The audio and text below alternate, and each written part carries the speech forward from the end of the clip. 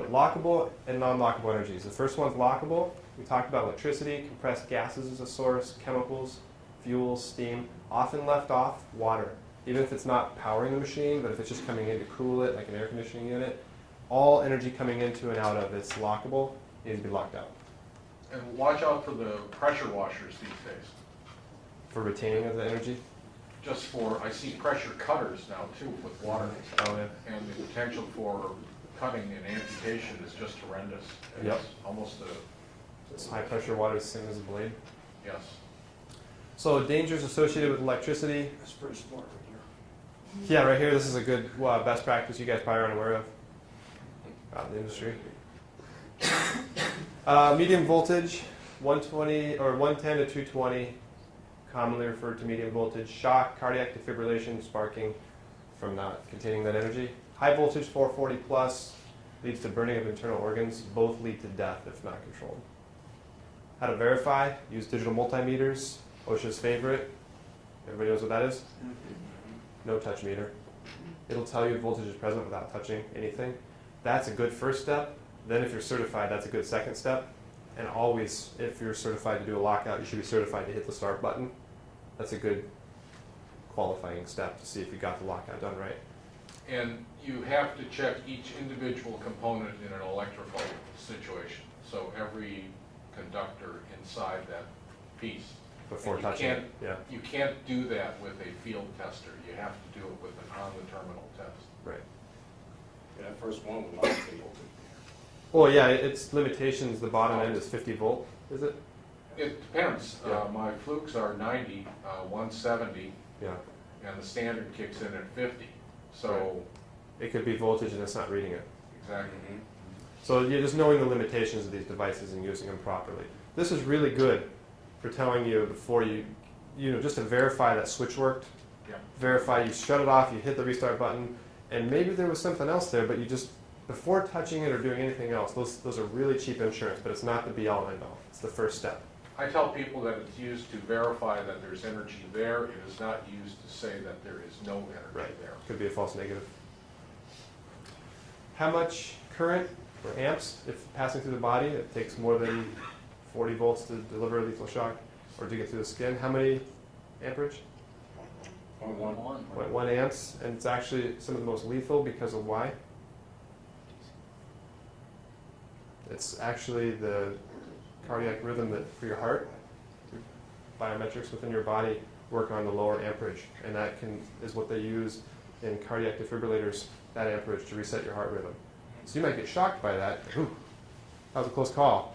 But then you might die several hours later because now your heart's out of rhythm. If you didn't die instantaneously. Pneumatic energy, why is it dangerous? It's just air, right? High pressure air. You can inject your skin with air. It also can move the equipment. Pneumatic actuators move very quickly. A lot of the amputations we're talking about are because of pneumatic actuators, with springs too to add to the complexity. Additionally, pressure vessels can store large amounts of air, even at low PSI. So like that person knocking that steam pipe off, even if that was capped off at the top and there was pressure between those two pipes, that retained pressure, even though we're talking about steam right now, is just like with air. It can inject your skin, can throw debris in your eye or through your skin. Check gauges to verify it's off. Also move levers. If you're moving levers and checking gauges, sometimes that's all you can do before getting into the machinery. Check all applicable safety devices. Gauges can't be your only check because, as we all know, They lie. the gauges lie. They can be broken or bent or malfunctioning. Chemicals, they exist. Sometimes they're lockable. Sometimes they just have to be in the process and they're non-lockable. But if they're lockable, you got to lock out the chemical sources coming into the equipment to make sure no more chemicals come in. And then you have to create PPE awareness for the chemicals that reside inside the equipment. Also reaction between two different chemicals, bleach and Acids, bases, bleach, ammonia, Yep. and vaporization of chemicals. Or adding water sometimes to things turns it into an explosive environment. I learned that at fly ash at a power generation facility.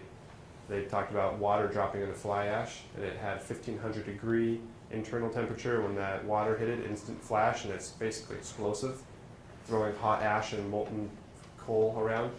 So when they had a cleaning crew above and it dripped down below. It wasn't a lockout issue, it was more of a awareness issue. Water now, because it wasn't pressurized, just dripping now, became the explosive element. Water expands to a vapor at a ratio of 1,605 to 1. That's an explosion, basically. Read MSDS, proper ventilation, LEL meters are good, lower explosive limit.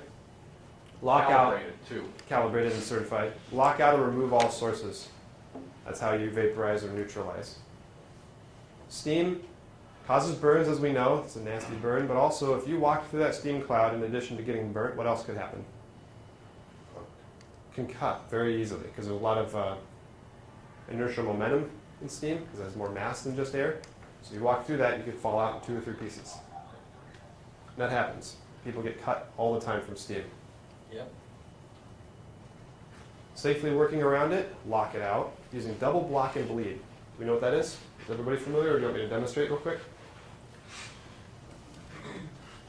Double block and bleed. This is your main steam line coming into your piece of equipment here. You have one valve here. That's your gate valve. And then you have another valve here. Looks a little redundant. That's your double block.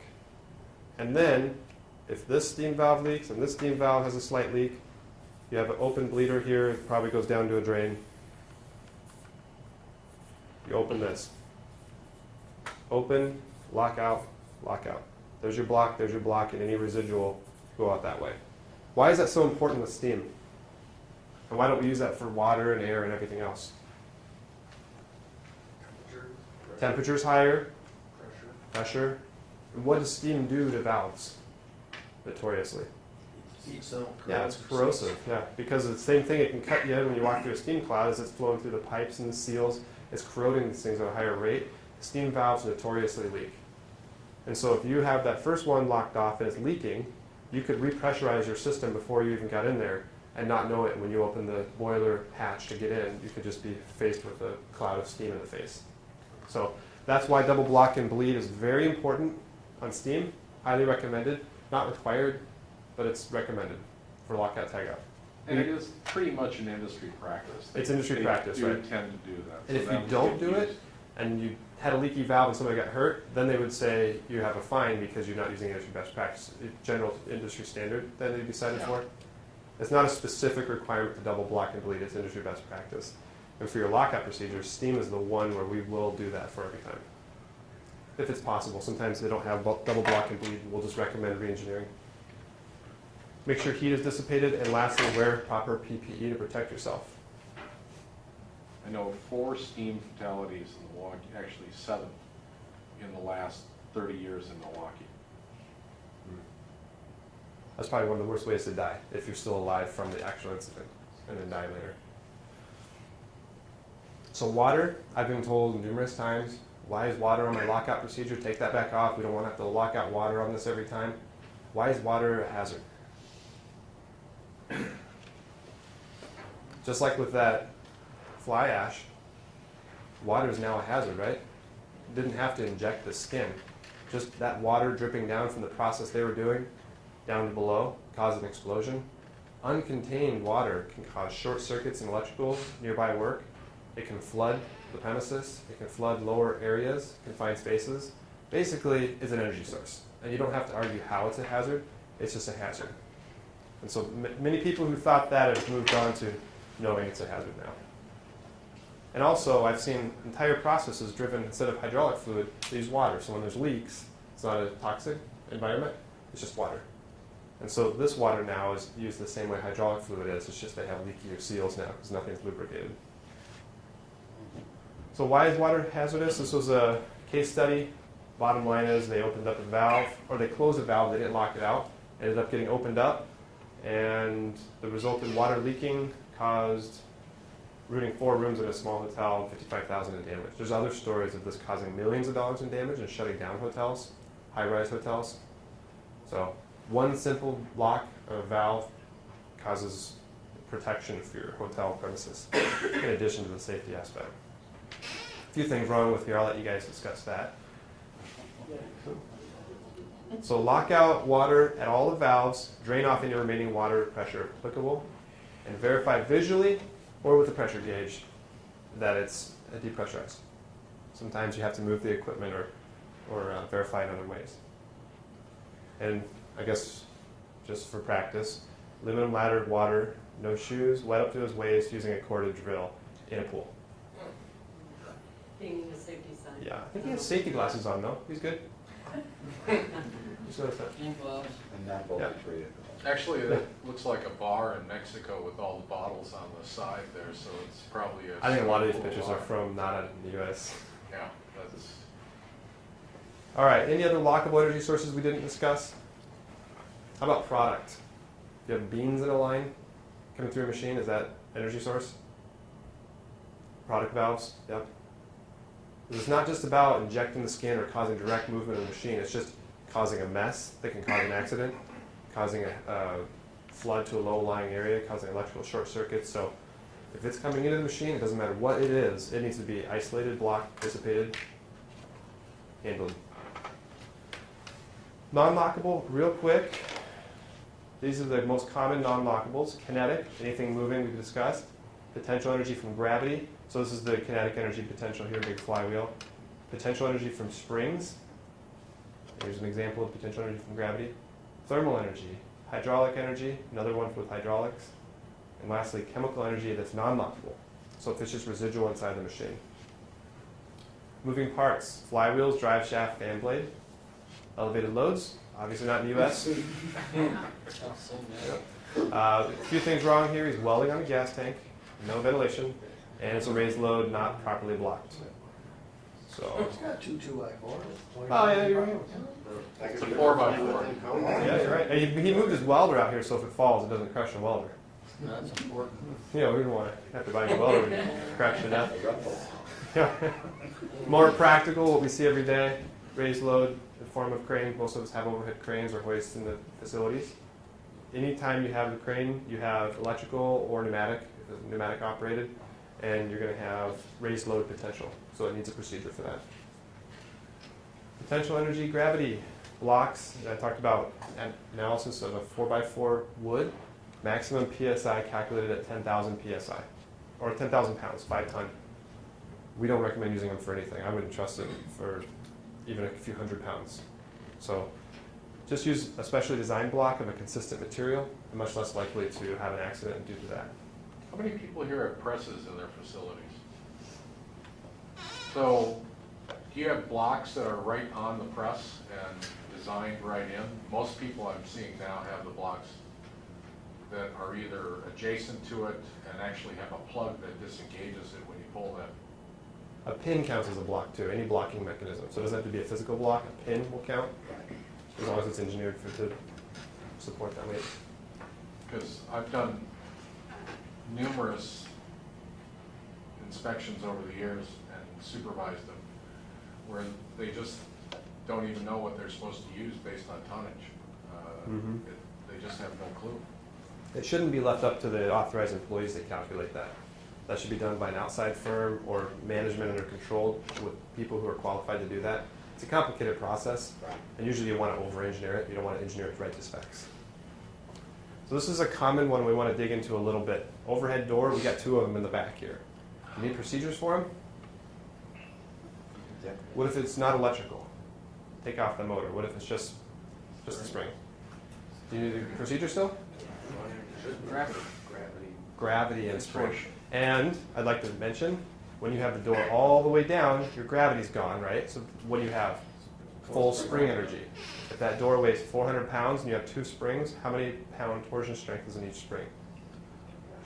200 pounds in each spring. So when somebody goes to open up that spring, when they have the door all the way down, and they're trying to loosen up the set bolt, and then all of a sudden they get 200 pounds torsion that sends the wrench flying, hopefully, or it sends them right into them and it all falls off the ladder. Happens all the time. So this has 2 sources. When the door's all the way down, spring energy is loaded. When the door's all the way up, gravity is loaded, but spring's not. So depending on the type of service, this can't be fully de-energized unless you block the gravity in the up position. So you have the door all the way up, block it, and then do your service. If you need to service it down, then you need to make sure you're aware of the source and you're working around it safely. Spring energy. Good one to talk about, right? Because this is very common, commonly overlooked, common OSHA citation, and most importantly, it's a common accident because people don't respect the energy sources there. How about a ramp below that door? The dock leveler. Dock plate. The dock leveler, even if it's not powered, we have one back here. We can go look at it. You need a procedure for it. Why? Gravity. It's gravity and counter spring. Counterweight. Yep. So it's the same story. It needs a procedure, and it's technically confined space because you can get inside underneath it. So you need to have procedure for that and have a documented inventory. In a situation like that, we've got them in our facilities, but we have outside companies come in. We have a vendor come in to service the doors and service the dock plates. Do I need to have a policy on that? Yeah. Because even though we do not specifically don't do it. Pat had asked me to talk to this. It's called multi-employer citation. When there's an accident, because you contracted it out, he comes in to service your dock leveler, and we'll say it's the simplest form. It's non-powered, just spring and gravity, and you don't have a procedure. You expected he would, and he didn't, and he got hurt or killed. OSHA comes in. They cite your company for not providing a procedure. They cite the contracting company for not training him properly, providing a procedure if that's the case, and you both get fines for it. It's your responsibility to keep people safe, regardless if they're contractor or employee or visitor. It hits your workers' comp claims too. So as far as OSHA is concerned, everybody's responsible, not just one person. They don't have to figure out who to point the finger at. They go like this. OSHA looks at creating, controlling, correcting, and exposing. So those are the 4 types of employers that OSHA deals with. So the one that creates the problem, it could be the contractor who doesn't have the lockout procedure. Controlling could be you if you're directing the contractor as to what they're supposed to do. Exposing would be the contractor. And it's, depending on creating, controlling, correcting, who can correct it. So in some ways it may depend on how your contract is written, whether or not they're supposed to set up a lockout procedure for it. But in this day and age, I don't see anybody putting that in the contract. So there is a potential. You have to inform them of the hazard. You could require that they provide their own lockout procedure and enforce that and not let them do work until they have provided a lockout procedure. I've seen that before. Honestly, though, it's just easier to have a lockout procedure because when they show up and they're 2 weeks on the job and you're requiring them to have something they don't even know what you're talking about, you've just delayed your stock from getting serviced and then you've caused yourself a lot of ruckus. So require them to have it. If they can't provide it, then you provide them with one. What I would feel more comfortable with if it was my site is I say you must follow my lockout procedures. I don't care what you have written. Because if you get hurt from your inadequate procedure, because they probably just identified gravity only in their procedure and not the spring, if you get hurt from your procedure, that falls in my workers' comp and I'm liable, so follow mine, I know it's right. And they can follow theirs if it's above and beyond yours, but they have to at least follow yours. That's going to protect them the most and keep you safe and out of fines. Thermal energy, the only way to dissipate it is weight. You can accelerate the process by using a fan and running a cooling loop. If the process has that, like air conditioning units, you can keep the cooling loop running or reverse it. So obvious examples of thermal energy for high temperature boilers, heating loops and air handler units. Some less obvious examples, air compressors, like compressed air here. Move this over here. And block this exit. Shouldn't be a problem.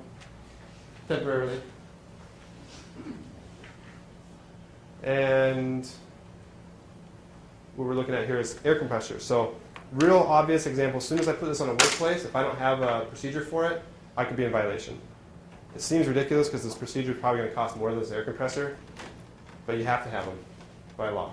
Just for that same list as we were talking about. It has potential for retaining compressed air, has thermal, and it has, in this case, a little safer than sorry, I put RPM for kinetic energy on there. If you could get inside there, you probably have some kinetic energy issues.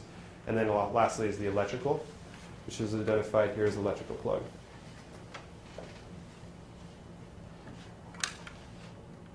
Oh, and the condenser units, that's something that a lot of authorized employees underestimate, the high temperature and air conditioning units, because they think of them as being cold. And then when they touch the air conditioning condenser unit, they realize it's actually pretty hot. On the other end of the thermal cycle, it has to produce heat. Hydraulic energy, nasty pictures. I actually had one in here. I omitted it for your benefit because it was right before lunch. Really gross accidents from hydraulic. Mangling, it's best to have an amputation because it's injecting your skin with hydraulic fluid, things that aren't supposed to be there. It can cause death instantaneously or later, and then you're not going to get full usage of your hand again, or whatever part it injected. It can cause movement. With painters and high pressure sprayers. Yeah. We've actually seen a lot of air injection type issues. Hopefully you're using latex paint and not oil-based if you're injecting your skin with it. Both are bad. So pressurized hydraulic obviously can cause movement, but also verifying it's been removed so you don't have a subdermal injection. Moving a manual and valve after a pump has been turned off will help. Also check local gauges using common sense before opening and cracking a valve. So this is a really tough one because there's not always a way to check to ensure that pressure has been bled off. So it's a very dangerous operation. They have special cloths that you can wrap around to contain the potential, but that's a very dangerous operation. It's not like the other sources that are easy to dissipate. Non-lockable energy that we haven't listed, does anybody know of any? We mentioned high heat, but what's a low heat one? Low temperature, extreme, cryogenic, liquid nitrogen, dry ice. Mm-hmm. Radioactive.